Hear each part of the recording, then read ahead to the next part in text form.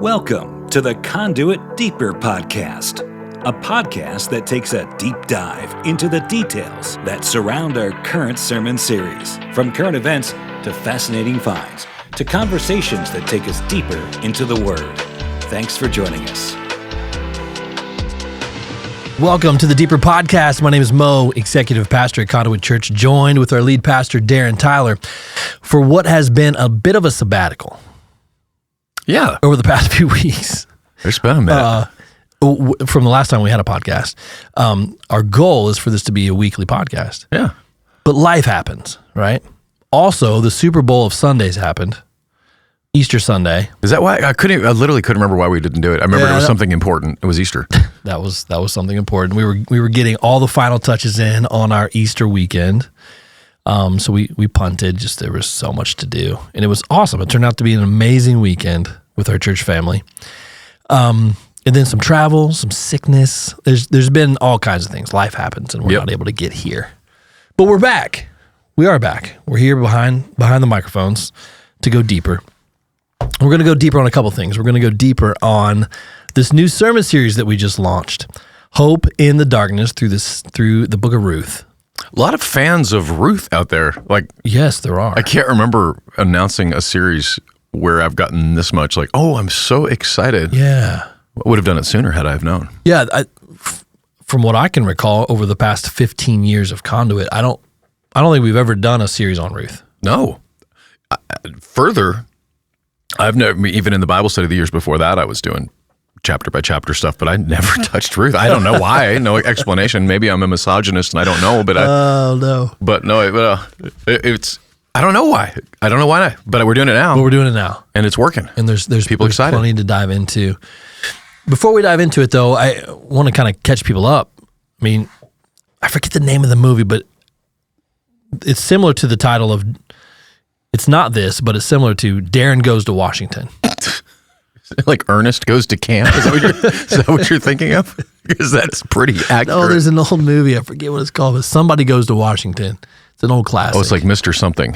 Yeah. Yeah, I wasn't born yet. Oh, shoot. I forgot to Google this beforehand. The guy that plays It's a Wonderful Life. Jimmy Stewart. Yeah. I will pull it up in the middle of this. But Darren did go to Washington, the capital of the America. Can you believe? Isn't that weird? But you got invited. Not only, I mean, anybody can go to Washington. I can drive to Washington. We can fly to Washington today. But you got to go to the White House. Yeah. There's a big house in Washington. It's white, where the president lives and works out of. And you got invited to go. Tell us a little bit about that. Give us some context to what we're talking about. Mr. Smith goes to Washington. Mr. Smith goes to Washington. I knew it was Mr. something. Mr. Tyler goes to Washington. Ernest saved Christmas. Mr. Smith went to Washington. So, yeah, I got a call at Tractor Supply. I've got chicken feet on my shoulders. God bless America. Muck boots on, and the phone rings, and it's Todd Lamphere, who we've worked with in Israel, become a friend, and City Serve, yeah. And he has worked for Paula White for 25 years. And he said, "Hey, buddy, what are you doing next Friday? You want to go to the White House?" And again, I got chicken feet on both hands. I've got my AirPods on. And by the way, Dave and this is a funny part of the story. Dave and Debbie Amon are like 5 feet from me, trying on beekeeping outfits. So Dave heads up our security here at Conduit and is a beast of a man. The thought of him in a beekeeping outfit is hilarious. Well, so to be clear, I don't think I made one big enough. So it was Deb in the beekeeping outfit. Awesome. And I'm in the feed section, and I'm giving him the international sign of on the phone, even though that's really not what a phone looks like anymore. But right. I should now have a new sign. Anyway, I gave him the phone sign. But they asked me to go to be part of a briefing with pastors and faith leaders from around the country. And I mean, the answer is yes. Have you ever been to the White House before? Yes. On official business or as a tourist? Ish. That's a good question. So in the Jay Sekulow years, I was invited up there. Nice. And so, but that's been a while, actually. In fact, This was, I would say, this would be official business. That was more of a, hey, poke your head in the door and wave. Yeah. Kind of thing. This was, hey, there's President Trump's Tesla in the park. Like they just leaves a Tesla parked out there. And so that's the first time for that. And the point of it, which is pretty smart, is we all know, you open up the CNN this morning, it's just like it was in the 2016 to 2020. The whole world is going to die if this man remains in office. Like that's the entire tone of everything. And so wisely, they are at least letting us know this is what we're doing, especially on behalf of Christians. Yeah. And I know there's a lot of cynicism out there in the David French, Russell Moore, supposedly nonpartisan, after the party, whatever, which is about as partisan as it gets. But to be able to hear like the director of counterterrorism talk about the gospel, like tears running down his face about Christians that have been martyred. And, there is no such thing as a perfect president. We all know that. We've said it. But there is such a thing as a president that is either going to actively work against or actively work for us. And as a representative, republic, that's what it's supposed to be. So he was not there, President Trump. He was called out of town on unexpected urgent business, which I suppose that's literally the entire day, every day of a president is unexpected urgent business. But the following morning, I saw the picture of him sitting in the Vatican with Zelensky. I'm like, oh, I guess that counts. Yeah, he went to the Vatican for the Pope memorial. Yeah. So the Pope's dead. So anyway, it was wild. We got to hear from multiple people inside the administration and what they're doing on behalf of reversing policies, whether at universities, reversing anti-Christian discrimination inside of the government as best they can, fighting on behalf of our Jewish friends and anti-Semitism, fighting against it. It was a pretty powerful moment to see in the halls of our government a group of men and women just singing "Great are you, Lord." Right? I know we didn't see that for the last 4 years for sure. And by the way, the previous before he was in. So people can say what they want, and I've said what I wanted about President Trump, but he at least understands the base of who we are. And by the way, I didn't get the feeling that they were pandering to us as much as just saying, hey, this is what you voted for, and this is what we're doing. You voted for this, and this is what we're doing. Whether it's fighting for homeschoolers, whether it's fighting for Christians having equal access. There's a lot going on, so it was wild. I mean, I had to get a suit, and I had to throw on the nice shoes. It's definitely not my vibe at all. Like, you probably dressed up more for that visit to the White House than you did Easter Sunday. Oh, by far. I didn't want to get Zelensky'd, right? Like, I didn't want to show up in my normal whatever, and then all of a sudden everybody's tweeting how disrespectful he showed up in sweatpants, but right. But yeah, I did feel slightly ridiculous wearing a suit. How many people were there? I tried to do a rough head count. I would say 45. Oh, wow. That's a pretty select group. Yeah, it wasn't a lot. The room wasn't that big.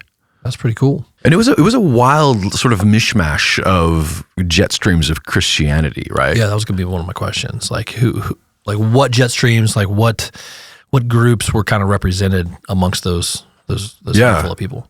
They did a good job of spreading it out. I was looking around there, at least the people that I knew, which was a few. You've got like the Josh Howerton jet stream of Southern Baptist, but also charismatic, wisdom guy, a couple of Anglicans, Catholics in there, definitely some straight down the middle Pentecostal folks. So it's some tall hair that had recently been on Christian television kind of look, like it looked like the body of Christ. Maybe I'll put it that way. There was a lot of jet streams represented. I actually don't even know technically what jet stream we fall in that. So I'm not self-aware enough to know. You said it was the director of counterintelligence? Counterterrorism. Counterterrorism. Sorry. Did he spotlight any specific country or region in the world where they're focusing on? Yeah. Oh, yeah. Of course, Middle East, Africa. He spoke a lot about Africa, which is stuff we've talked about. So honestly, it felt good to just hear someone in government acknowledging that East Africa is sandwiched between Chinese secular, robber barons coming in to steal the mineral rights on one side. On the other side, you've got the radical Islamic terrorists that are continuing to invade throughout Africa, with a little touch of Wagner Group, Russian influence. Africa is a continent that we have not paid attention to as a country, as a government. And so right under our noses, these other countries have been swooping in with not the best of intentions and winning over the land, the minerals, access, the ports. So hearing him acknowledge that, but the big thing was also hearing him acknowledge that we cannot, he didn't use the language that I've used, bomb and ideology, but it was so you cannot kill this kind of a thing. You have to gospel it out of them. And so hearing him say that, and that's part of the mission of the church, was like, that's literally being said from the halls of our country. No one will ever report it. And of course, I'm sure if it was, it would be called colonialism or whatever, baloney that, David Muir on ABC would say it is. But it was really touching. Like, it was a very surreal moment for a white trash kid from Nebraska to put his nice shoes on and a suit and, be sitting in with under a picture of J.D. Vance and, J.D. Apparently Catholic enough, he went to the Pope's funeral too, because he wasn't there. Is that where? Remember, I mean, he was there. Oh, that's right. He killed the Pope. Well, you can't say that. Well, I can't, but someone did. No. JD was I there. am kidding, satire, but I forgot that was the... Right, like he shook his hand, greeted the Pope, talked to the Pope. Less than 12 hours later, the Pope's dead. And Dan Brown's new novel unfolds with the Vice President of the United States anthraxing the Pope. But no, he died because he was like 150 years old. Yeah, so obviously they were all in the Vatican. Yeah. So you didn't get to see any of those folks. Did he mention this director of counterterrorism? Did he mention anything? Our guards to be up, stateside regarding any of this? He did not. There was a lot of, I wish we could talk about this, but it's classified. I figured. A lot of that. But I would think the way it's set up, his focus is not on the U.S. side, but in the international. I could be wrong. He might be over all of that. But he did not mention that.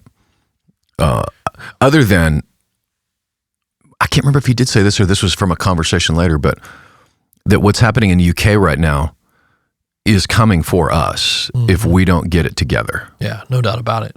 And it's not a Islamophobic thing at all. It is this is the reality of that religion. And this is a fact, right? Anybody that wants to justify violence using the teachings of Jesus cannot do that without contradicting Jesus. But with Muhammad, you can't declare peace without contradicting the teachings of Muhammad. He did not come to bring peace on earth. He came to bring jihad and struggle and convert or die. It's the very breadth of the Quran is based on that foundation of conquer or convert.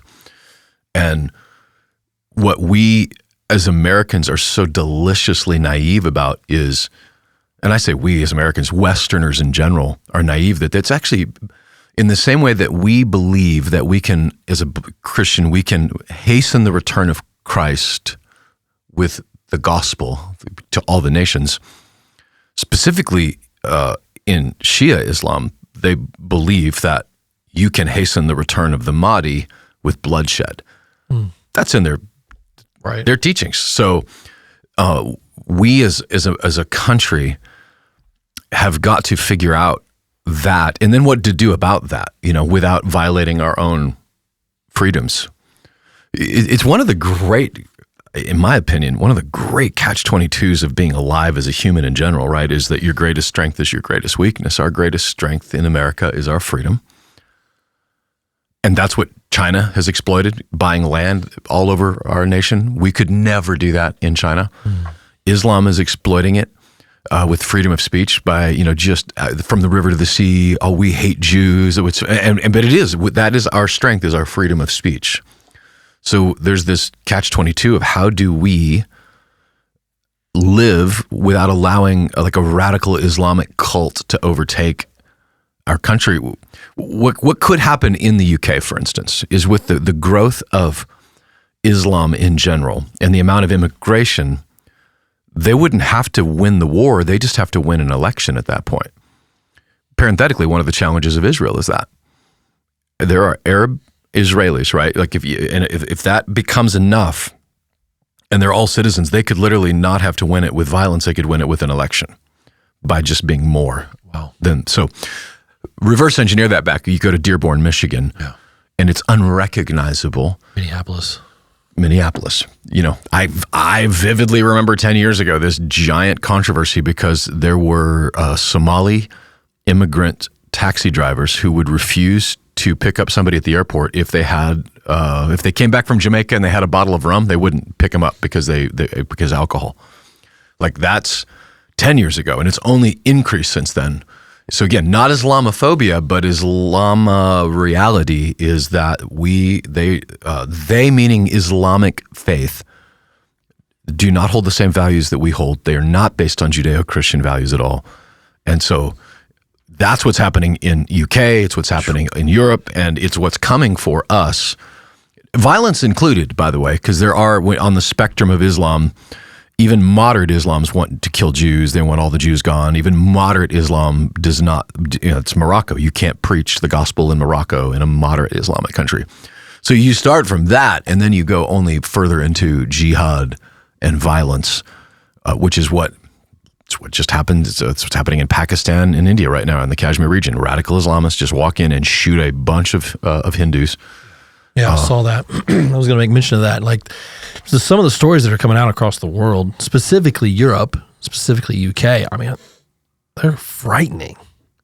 Yeah. The violence that's taking place, just random stabbings, just machete-driven people just walking through a subway, like head on a swivel at all times, but then they take to protests and they take over the streets. And then you're right, now they're finding seats in government as well. Yeah. And, the similar thing is, I could be wrong about this, but seemingly happening in the Toronto area as well. It seems like there's these hot spots that's kind of infiltrating from the northern side of the U.S. So obviously Toronto through Detroit, Dearborn, Minneapolis, like along the Great Lakes region seems to be a bit of a stronghold of Muslim driven ideology, and they're all kind of flocking to the same place. Yeah, some of that is just logical, meaning Guatemala, for instance, you go to Guatemala and you're an American and you live there.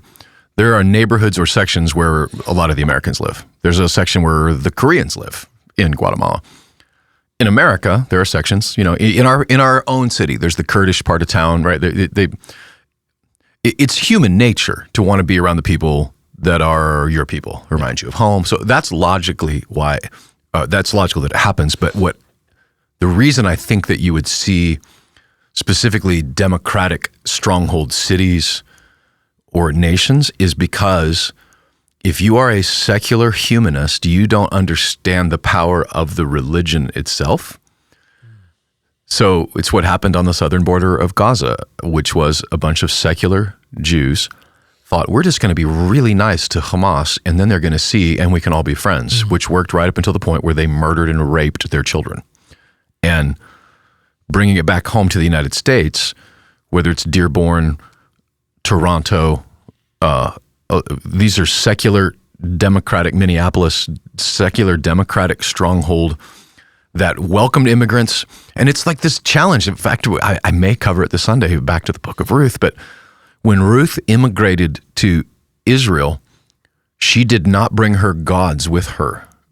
She left that behind. And what got Israel in trouble was when they brought the false religions in and welcomed them in. And Solomon would build high places to the god. It's spelled Chemosh, Chemosh. It's basically a theoretically another version, like Baal worship. So anyway, she left that god behind to the God of Israel. When we say, hey, come on in and bring all your false religions and your false gods, but the assumption being, because we're all going to get along. Because again, secular humanists, they don't believe that good and evil goes through the heart of every man, like Dostoevsky says. They believe that there are good groups and bad groups. And that is a totally different conversation. And so the naivete is, we're going to welcome in. We're not going to ask you to change your language. We're not going to ask you to change your religion, your beliefs.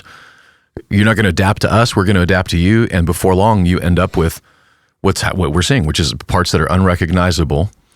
And it's not lost on me that inside of Western civilization, you see this stuff that Musk is crowing about as far as population collapse. White, Western, and not even just white, like African-American, but Western people are having fewer and fewer and fewer children, right? So the population collapse basically meaning that the people that are getting older are not going to have any young people to take care of them because they didn't have any young people to take care of them. In the religion side, you've got the fact that Islamic people believe what, by the way, what the Bible teaches, be fruitful and multiply, but they take it quite seriously. So even just by, I say breeding, that's by breeding alone, the population grows to the point where you give it 30 years, and we're going to see we're already seeing it in Michigan. Yeah, actually, there was a clip that was going around this week. Gosh, it'd be really hard to find, but there was a conversation like this happening in, I think it was Holland, might have been Holland or Denmark, where there was a shouting match in the street between a Muslim and a native, let's say, Dutchman. And he was saying that very same thing. They were going after it, just a shouting match, arguing, about ideologies. And he said, "We have more children than you have." Oh, he did? Yeah, we have more children than you. Which would have been the Muslim, right? Yeah, so, the Muslim. Yeah, to be clear. And he was basically saying, they know. Yeah, he was basically saying, just give it a few years, another generation, we own you. We're taking you down. It was like super aggressive, but he was saying that very same thing. Interesting. Like, we will have more children than you have, and so we're coming for you. That's when you in the streets. When there is an enemy and you wonder what they want, you just have to listen to them. They'll tell you. And someone might be uncomfortable that I'm referring to a Muslim as an enemy, but I didn't declare enemy. They declared enemy on me. And they being this broad sweeping statement, everyone can say, I know a Muslim that lives next door. It's very true, by the way, that there are good God-fearing Muslims in our communities that are contributing. But when you go on the spectrum of percentages alone, let's say it is only 20%. Okay, I think it's significantly higher, but let's say it's 20%, which is the accepted number of radical Islamic that want to kill Westerners and kill anybody that's not. That's still 400 million Muslims. That's a lot. You can get a lot done with 400 million radicals. So by the very virtue of that, and you go into 20%, let's say there's a population of, I want to say 75, 100,000. Fact check me on what the population of Islamic Muslims are in Dearborn, Michigan. And let's say it's 10%. That's still 7,500, right? The radicals and maybe they're not going to go on shooting sprees, but they're definitely, they're wired toward it. The religion is nudging them toward it. They've got their imams screaming about it in their mosques. And again, that's our strength, is our freedom. I hate taking my shoes off at the airport because some idiot got on a plane and blew it up 25 years ago. And the rest of us gave up an enormous amount of freedom to try to prevent that. And we've not had any hijacking, so maybe it's working, maybe it's not.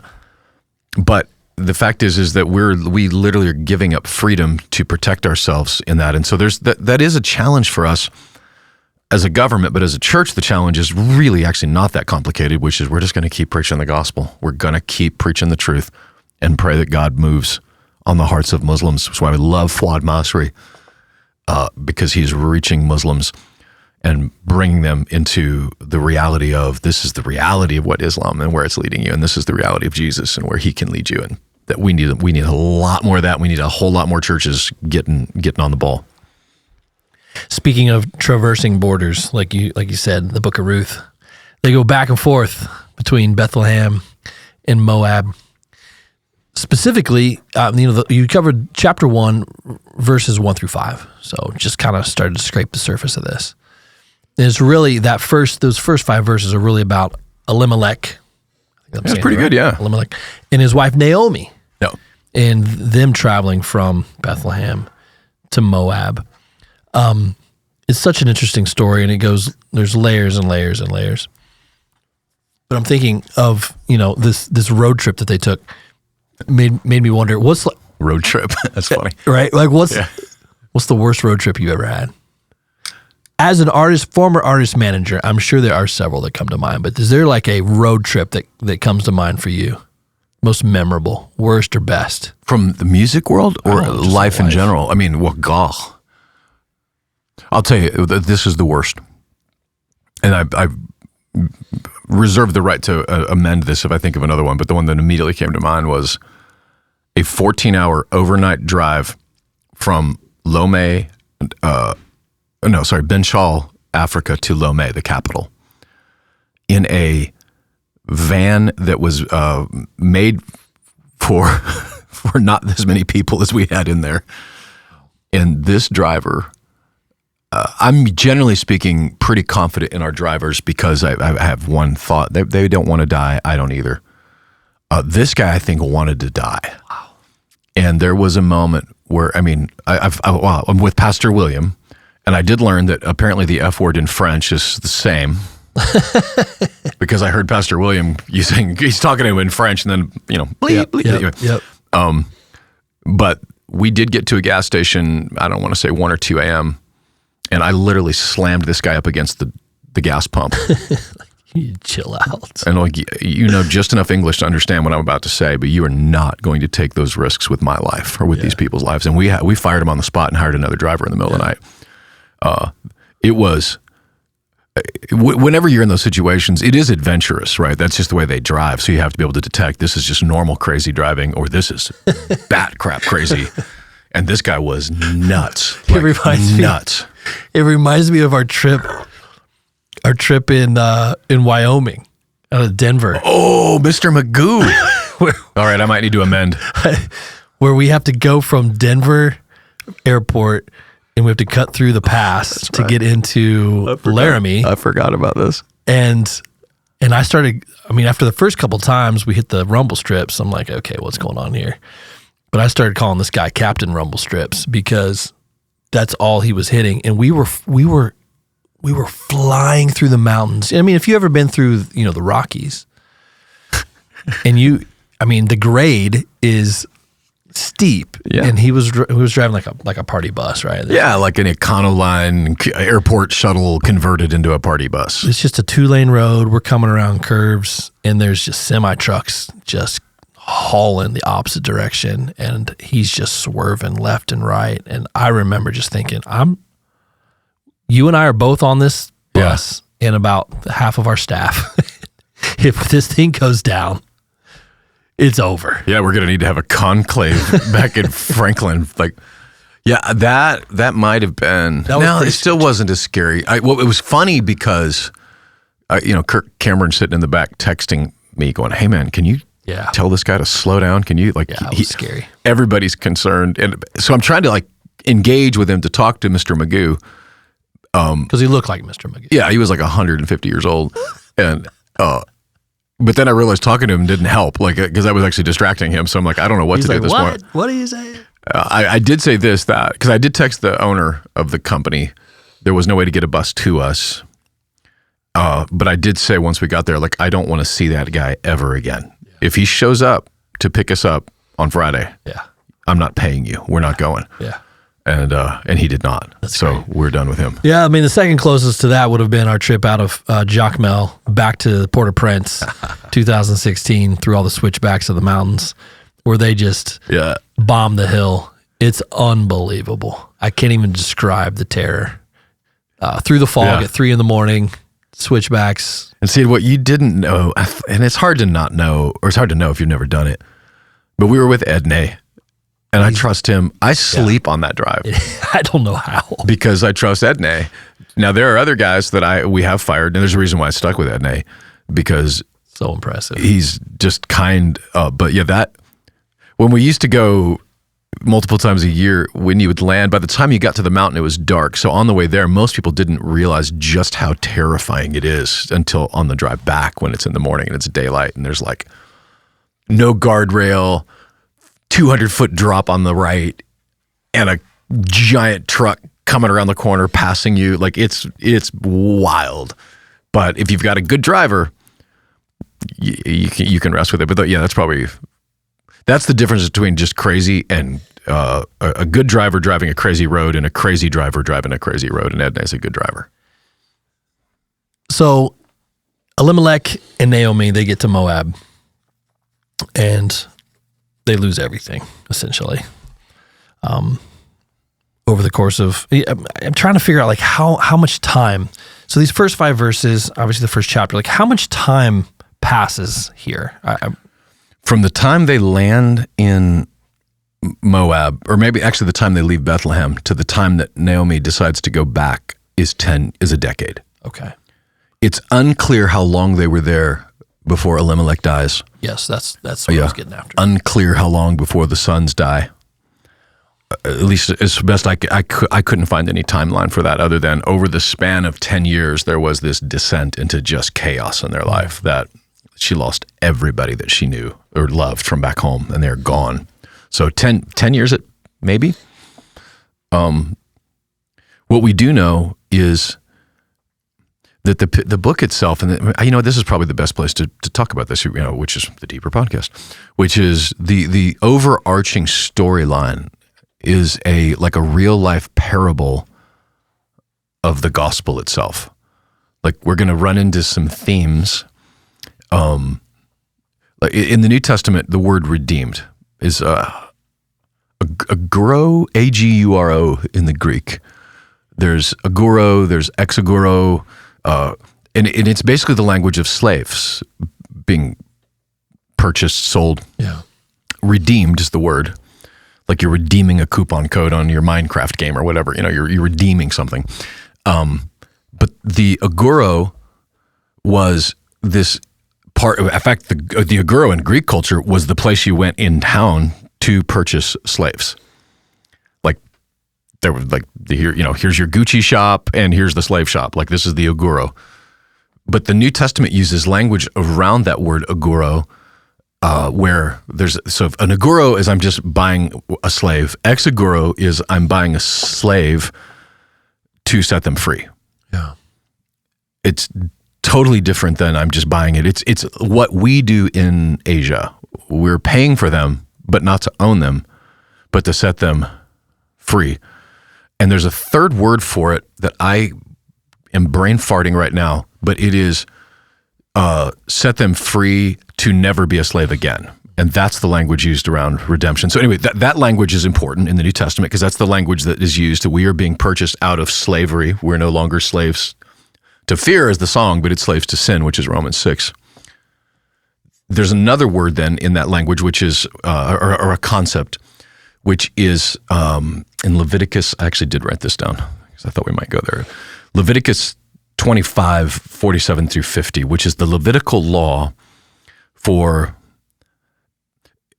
I use the word slave and it immediately, I wish we had a different word because it's not the same as what we would evoke in this. But an example, I owe someone an enormous amount of money, a debt that I have incurred. There was no bankruptcy for that, but you could work for them and work off the debt. It's indentured servitude, whatever you want to call it. But it was not in a system that was rigged against you. Like there were policies around it. And when you think about it, it actually, as much as it punches me in the Western sensibilities, there's a sense that it makes of, like in criminal activity in ancient Israel, there were no jails. Someone steals my car and wrecks it, they might go to jail, but I still don't have a car. Someone wrecks your donkey, you don't have a donkey and they're in jail, doesn't do you any good, but they would make the criminal work to pay off. So now the criminal's being punished and I still get my donkey back, or a donkey. So there was laws in ancient Israel that don't make much sense in our modern context, but when you think about it, like that actually makes a lot more sense than locking somebody up where now my tax dollars got to pay to keep them alive and I still don't have a donkey. But in this world of financial problems, you could lose it, but you could work to earn it back, or you lose it because of you don't have any way of ever paying it back. But there is a thing called a goel, which is known as a kinsman redeemer, which is the person that can buy back the land for you, and the owner that owns you is required to set you free. So it's not like I'm negotiating to buy back my daughter. I have the money, here's the paperwork, and I get her back. And that is a concept that we're seeing in here. The Boaz is what is known as a goel, a kinsman redeemer, which has the third concept, right? So we're talking about slavery, we're talking about getting out of debt and purchasing. And the third concept, which is a widow in that culture, was absolutely hosed with nothing. They had no options, no government programs, no way to earn money. And so in Deuteronomy, God sets forth a law that says if your brother dies, you are required to produce an heir through your brother's wife so that she can then have provision in her life with it. And which is hilarious because you're thinking, like, I'm looking at Micah, like you would, like, if when Gabe announces he's getting married, like, can I get a good look at her before you say yes? Because I want to make sure if I have to make a baby, I get a vote in this one. It's wild, right? And it sounds bananas, but that was the way that they provided. That was the way that widows were taken care of. And you'll see it when Ruth says to Orpah and Ruth, go home. I'm not going to be able to have any more sons. You're not going to be able to marry any of my kids. Like, go home. So when Ruth says, no, I'm still going with you, she's literally saying yes to a life seemingly of no provision, no nothing. But when she gets to Bethlehem and she says, hey, Naomi says, hey, there's this relative of mine. His name is Boaz. He might be able to help us. And we'll see this unfold, that Boaz, actually, there's another relative that says, that's actually closer. So he was the one that got the original opportunity to marry Ruth, but Ruth is a foreigner. She's an immigrant. I don't want anything to do with that. And so Boaz says yes. Boaz marries her, provides for her, and purchases her, so to speak, out of slavery, setting her free. So that the whole language of Ruth is the language of the gospel, right? We are the bride of Christ. We are foreigners. We are immigrants that were purchased by our near kinsman redeemer, the one who has the right to purchase us back, but not oguro slave, purchasing us to go into slavery, but ex oguro, which is to buy us, to get us out of slavery. That's the whole entire theme of Ruth in 4 chapters. That was a pretty incredible summary. Not to give away a spoiler alert for the whole sermon series. But that was really good. Like, you really condensed all that down. That was a lot. Sorry if it was. No, it's like the perfect summary of what we're getting ready to dive into deeper. One of the interesting things I noticed, Moab, the city of Moab, the country? No, the city of Moab, the region. The region. It is a people group, the Moabites, but yeah. Has an interesting history. Mm-hmm. Moab being... What did you find out? From what I understand, Moab is the son of Lot. Yeah. And Lot's daughter. Yeah, the incestuous one, the Arkansas. My apologies to Arkansas people that are listening. Because after Sodom and Gomorrah, Lot and his daughters receded to a cave nearby or somewhere to get away from who knows what was happening. Receded, as in receding, not reseeding, receding the population. Because it was a play on words. Well, it was a brilliant one, so congratulations. If that was meant to be a double entendre, you did it. It wasn't, but it worked out. Exactly. They receded. Now I'm so grossed out. So Moab, they name him Moab. Yep. Which means of my father or from my father, because they felt like they had to repopulate the earth. Is that the reason?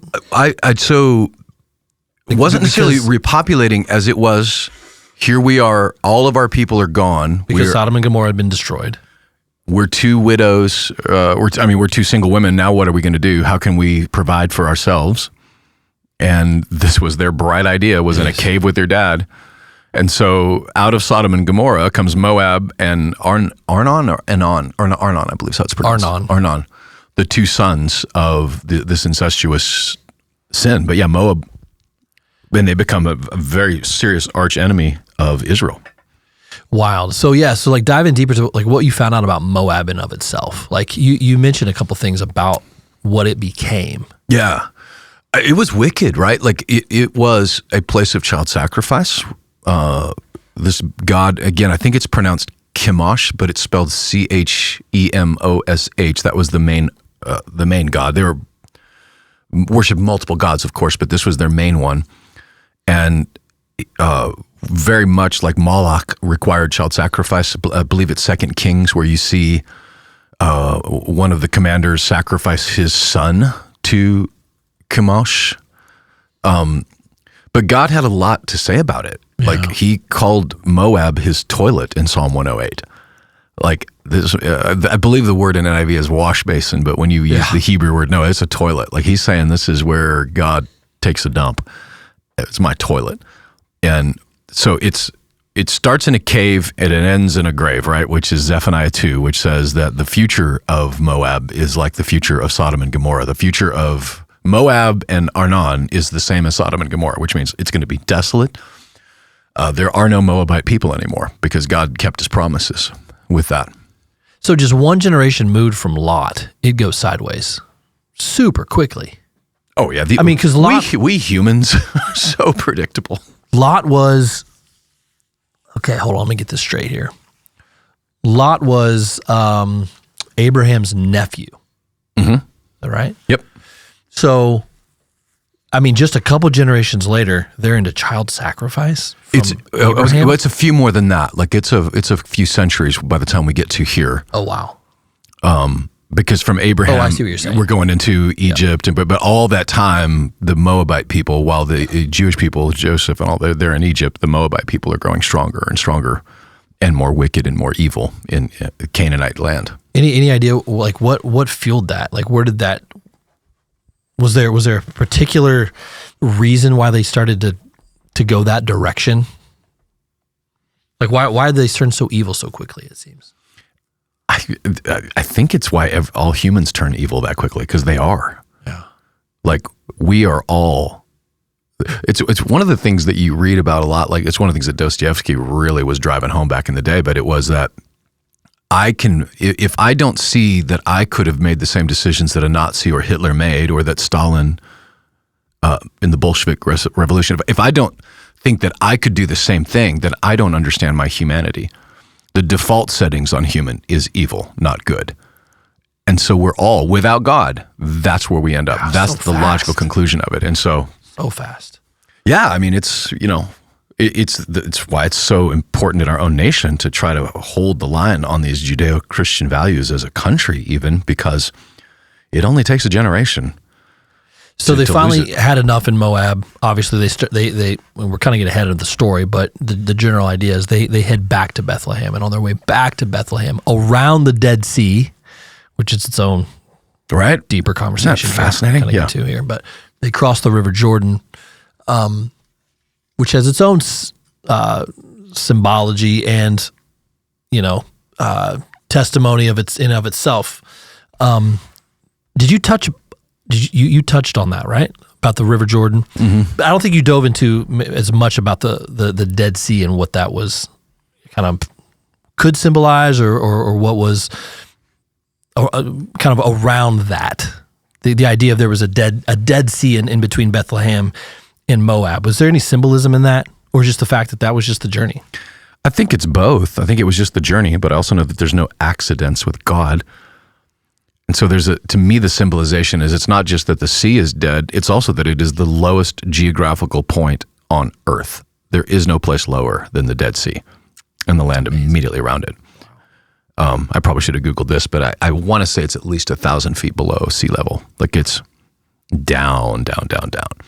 So I think that there's just, if nothing else, like a picture that God is painting of death, destruction, that you go, sin takes you down further than you want to go, right? More than you wanted to do. And so you are literally walking into death.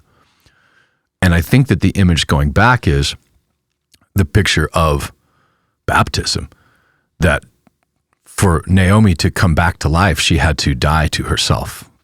And that was pretty much, there was no guarantees that she was even going to survive the journey, let alone find help when she got back. She didn't know who was alive or dead or what was going to happen. And so, yeah, there's to me this image of how sin can take you through death to remain dead in Moab, but how walking out of death through Christ. And again, I think I did point this out on Sunday, that the spot that they likely would have had to cross the Jordan River to get back to Bethlehem would have been within visible distance of where Jesus himself was baptized. The absolute lowest point on earth is the mouth of the Dead Sea, Jordan River, where the water feeds into there. They would have had to have crossed that very place where Jesus was baptized. So again, in my mind, it seems to me, how cool is it that that's the spot that Jesus chose to be baptized, but it's the spot that Naomi had to go through, representing going through death back to life, not death into death forever. So I think there's an imagery there that is beautiful. I've not found that in any commentaries, so give that, the weight of, this is, you're getting what you pay for, dollar store, Darren. Yeah. I mean, that's kind of what I was kind of thrift store theology. Is kind of maybe assumed, but there's some symbology here. Yeah. Of the depths of death in the sin, in playing out the whole gospel bomb that we talked about. Yeah. Like, is that part of this symbology of why this story takes place exactly where it does? I would say it is. I mean, again, thrift store theology is like you're going thrifting. I'm going through all this stuff, digging, and I'm looking for that one pair of like Z Cavaricci jeans from 1989 that I love, whatever, they found it. And you got to be careful, because you do not want to make the text say something it doesn't say. That's where cults are born. That's where nuts, crazy stuff is born.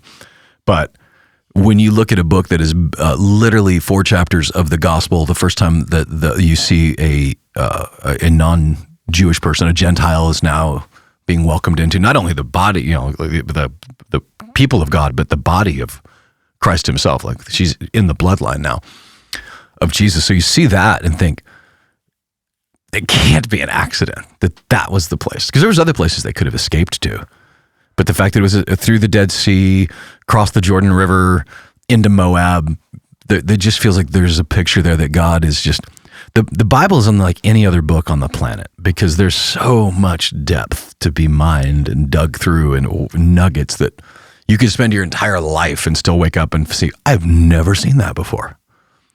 I've read multiple books that I've read multiple times, and that doesn't happen like it does in the Bible. The Book of Ruth is so interesting. It's funny because it really doesn't get into Ruth's story until kind of later. Like at least in these first couple of Sundays that we're going to go through, is really kind of around Naomi and kind of what she faced, and the hardship and the struggle, and the loss. Gosh, great loss. And I love that you talked about that on Sunday, because there's, in any given Sunday, we have, just shy of a couple thousand people on a Sunday. That on any given Sunday, there's people experiencing great loss in some form or fashion, on a scale of 1 to 10. Yeah. Doesn't matter. It's all loss in the season that they're in. Yeah. And so for them to maybe hear this story for the first time, maybe they've never even heard of the Book of Ruth, but to kind of hear the Lord's provision and his faithfulness in the tiny little ways and the tiny little details could maybe be just enough hope in the darkness to get them through another week, another day. Yeah. Which we're going to touch on this week. The thing that's really just screaming at me off of the page is Naomi says, when I left, how does she say this? I'm going back empty. I have nothing. I'm going back to Bethlehem. I have nothing. My hands are empty. She says it's because God has turned against her. But what's jumping out at me is she thought she was empty when they left Bethlehem, right? Like that's why they left. We didn't have anything. But she says, actually the exact word she says, and I don't have my glasses on, I can't see the verse, but it's somewhere mid chapter 1. I left full, but now I'm returning empty. I left full, but now I'm returning empty. But she thought she left empty. And what I'm getting at is that maybe she didn't have money, maybe they didn't have bread, but she at least had her family. Like, it's the idea that now I know what really matters. Yeah, that's good. And what matters is my family. What matters are my people. What matters is my God. But I'm leaving here empty, even though I came full. And there's something to that even in empty parts of our life, that we have this. What is that line from The Office? I wish when, we were in the middle of the good old days, that someone would have told me I was in the middle of the good old days. Yeah. Because we as people have this proclivity towards only focusing on what we don't have, and not realizing we have even if we're surrounded by tragedy, if we're surrounded by famine, we still have, there's something we can focus on that we do have that we can be grateful for. Because when you get out of that, that's, I think, what causes people to do so many dumb things in the world, is that I've got this wife at home and she's awesome, and maybe she barks at me because I leave the toilet lid up, or maybe we're having a hard time communicating. But the point is, you start then seeking that somewhere else in your version of Moab, of God's toilet, whether it's pornography or affairs. And it sends us searching because we're focused on what we think we don't have instead of a gratitude for what we do have. That was what happened in Naomi's life. And she, as I pointed out on Sunday, would not have really had a choice in the matter, right? So, but we don't know whether she wanted to or not. It does not say that she put up a fight, so it is entirely possible she's 100% in agreement with it. But the fact is that she's had an awakening now, that you can have all the bread in the world, but if you don't have your family, you don't have anything. Mm-hmm. I can have the food, but if I don't have my family, then it's nothing. And so she left full, coming back empty, even though she left full thinking she was empty. You've been to the Dead Sea. You've been to the River Jordan. Have you been to the area of Moab? No, because if you look at it on a map, it kind of goes through Jordan. I think it even touches in Sinai. There's a couple places that are off limits. So it's east of the Dead Sea. Mm-hmm. Yeah. So I was curious if there's anything that's worth seeing or visiting in that side these days. There is, which is the rock city of Petra. Oh, interesting. Which is in Jordan. I have not got to go there yet because to go there, you literally lose an entire day for one site, because you got to cross the border. There's, far. It's not close. It's probably, I think driving from Jerusalem is probably without a border, it's like a 2.5 hour drive. Add the border, crossing onto that, and you're literally going all the way over there and all the way back for one. So Sure. Without making the trip 2 or 3 weeks, we just haven't done that, because you could see 10 or 12 sites in that time, that are like En Gedi, all on the way there, Masada, all, on the way. But you'd miss all those if you spent the day going into Petra. But that's on the other side in the modern day of the Hashemite kingdom of Jordan. Did you baptize? You've baptized people in the Jordan. Yeah. Right? Yeah. Cold water. Yeah, my wife was baptized in the Jordan River. I forgot that. Yeah, a bunch of years ago. Was she there in the winter when it was freezing? I think it was in the winter. And she came back super sick. She picked up something in the water. Really? In the Jordan? Yeah. Huh. Oh, yeah. Put her down for a long time. Some sort of parasite. From the water. Interesting. I mean, I've spent hours in that water. Yeah. The first time I went, I didn't know about the waders. So there's a couple spots there where most Christians go for baptisms. They're not really historically significant, other than there was an entry point into the river. And the first thing you notice is this feels a whole lot more like the Harpeth River than I want it to, right? It's like this dirty little river. Yeah. But the first time I went, I was with a friend of mine, and about 95 people on this trip, and 48 of them wanted to get baptized. And so he and I couldn't feel my lower body. Oh, wow. I don't know when hypothermia sets in, but I was doggone close. It was literally like standing in a glass of tea. And then I learned about the waiters. Like you could literally rent a pair of waiters from like the little guy up at the shop. Do it all day. Yeah, I'm like, I can do this. I can stand on the waiter. So that, but every time we go, in fact, when we go next year, that'll be one of the stops is if someone wants to be baptized in the Jordan River, that we can do that. And we still do have some spots open for that. Yes, for the Israel trip. We do. It's getting real close. Yeah, I believe if you go to our website, ConduitChurch.com, and you select on one of the drop downs, you're going to see a link for Israel. It'll spell out some details of what that trip looks like. I believe middle of February of next year. Yeah, I think it's weeks. You can spend Valentine's Day in Jerusalem, right? That's my plan. How romantic is that? That's what I'm planning on right now. Right, that's right. We continue in Ruth this week. You've kind of shared a little bit of what you're going to talk about there. One of the questions that have come up multiple times before we wrap up, we're nearing the end here. Several people have asked me over the past 3 weeks that we've done this podcast, that we haven't done this podcast rather, that they need a follow-up. They need an update on whether or not you were able to do the comedian podcast. If that's happened or it's still in the works. I emailed to tell them. You came clean. I came clean. Hey, just so you know, I think there was a misunderstanding.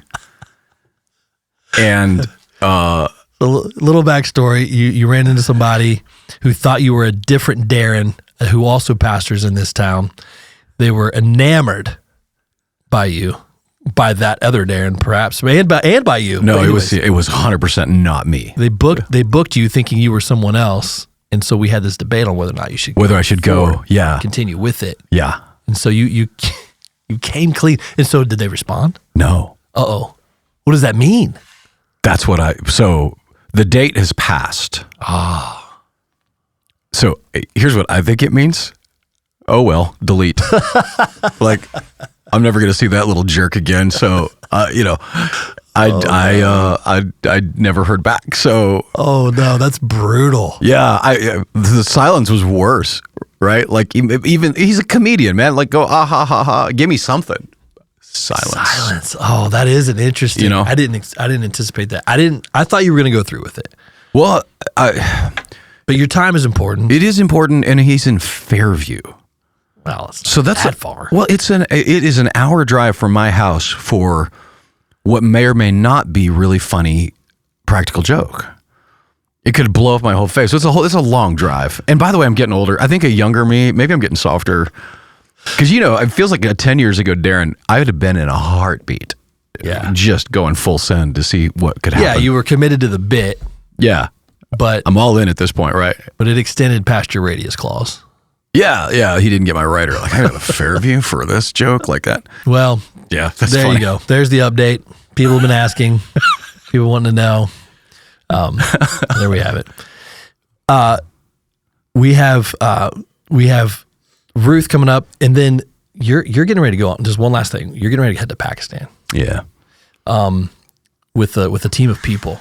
You want to share a little bit about what that's looking like, or what's going on there, or is that something we should even talk about? I think we can. I mean, I never know what their algorithms are going to pick up, but the Pakistan specifically has a lot of the same technology that we have, that we, by the way, gave to them so they could fight radical Islamic terrorists, and it turns out to be very effective at finding Christians as well.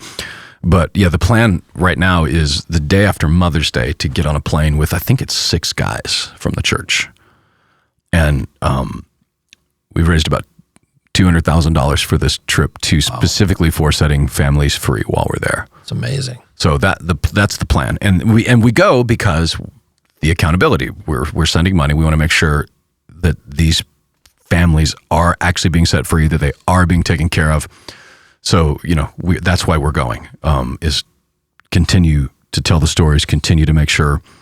And there's some complexities in the region right now that are between India and Pakistan. Some of it's all historic. Like the Kashmir region, which is along the northern, is this site that's like half controlled by Pakistan, half controlled by India. And then I say half, and then there's other percentage actually controlled by China, which a lot of people don't know. So it's disputed territory. They both claim 100% of it, but they both only control 50% of it. And I think the last time something happened along these lines was 2019 when India sent some bombing raids into the Kashmir side of Pakistan, or the Pakistan side of Kashmir. But you can actually see it online. Like literally, they have ceremonies along this border. That's actually pretty fascinating, where the Indian guards do their thing and the Pakistani guards do their thing. It's like choreographed war without firing a shot. But it's very tense right now there. In fact, they just canceled all internal flights into the north to the Kashmir region. Oh, really? No, that's what I'm getting ready to ask. Like, is there any issues getting in or out of the country? So not yet. Those are internal flights inside the country. So they're basically keeping the airspace in the north clear, because there's some sort of intelligence that's coming out. At least the Pakistanis have intelligence that, and this what is the date today? Whatever day this is. Today is the last day of the month, 30th of April. I got to get my receipts in. But so as of April 30th, 2025, they had within the next 24 to 48 hours intelligence that India is going to retaliate against this terrorist attack inside the line. So they've canceled all in-country flights to the north in preparation. I think the Islamic, the Arabic word for abundance of caution is what they're saying. The most of the work that we do is in the southern part of the... It's actually all over. So we just will not do... Well, we can't because those flights won't go up there. But the original plan was to be at least one day there. But we'll divert to a different part of the country. Lots going on. It's exciting times, man. Like this is... Catch Darren if you can. Darren goes to Washington. Darren goes to Pakistan. This is what Jesus said, man. There's going to be wars or rumors of wars, but go into all the nations and preach the gospel. I mean, how cool is it? We get to be in on that action. Work to be done. Like this is what Jesus said was going to happen, and we get to be a part of it. Like, why would we hide? So that's great. So yeah, we'll be there for it's a pretty fast hit and run, because then I'm taking your son and we're going to Africa 2 weeks after. Yeah, and then producer Micah and co-producer Caleb are heading to Uganda. Yeah, this summer. Which is coming soon, actually. Summer's upon us. Tomorrow is May 1st. Bro, I'm so disappointed in that. We're already into the 5th month. It was January yesterday, man. I know. I know. Things are trucking. And once you get past Easter, then it's like, okay. And you got Mother's Day, which I'm expecting my 3rd grandchild on Mother's Day, by the way. My daughter-in-law is expecting. Oh, it's actually on Mother's Day is the due date? Yeah. Okay. So that's really exciting. Has the betting pool been opened yet? Like the over/under on actually a Mother's Day birth? Yeah. Oh, yeah. We're taking bets on that one. And then you're smack dab into Memorial Day. Then you're into summer and camp and VBS and mission trips. I mean, we're hitting the ground running. Yeah. Sunday to Sunday life is fast. It's so fast. Because the minute I say, "In Jesus' name, Amen," the first thought in my mind is, I got to do this again. Yeah. So everything then becomes about, making sure I'm ready for the next, and there's stuff to do. And, yeah. So I don't know, because I've done this for 15 years, but I don't remember life going this fast when we were in the music business. I don't remember it being like that. It also could just be because I'm old, and I remember my grandpa always saying, time flies, son. Gets faster the older you get. So I don't know if it's whether it's the pastor life makes it faster, or if it's getting old makes it feel faster, or if it's the perfect storm of being old and a pastor that makes it go fast. I don't know. I vote for all the above. All of it. Well, we're glad to be back, and glad that you would join us, and thank you for doing so. If you just stumbled upon this and discovered us on YouTube, would you go ahead and subscribe to our YouTube channel? Not only is this Deeper podcast and the Deeper series on our YouTube channel, but so are our Sunday gatherings and some other content. Would love for you to subscribe there, visit us there. If you want to visit us on a Sunday, come do that. Sunday, we have 4 services, 8 a.m., 9:45, 11:45, and 5 p.m. here in Franklin, Tennessee. More information at ConduitChurch.com.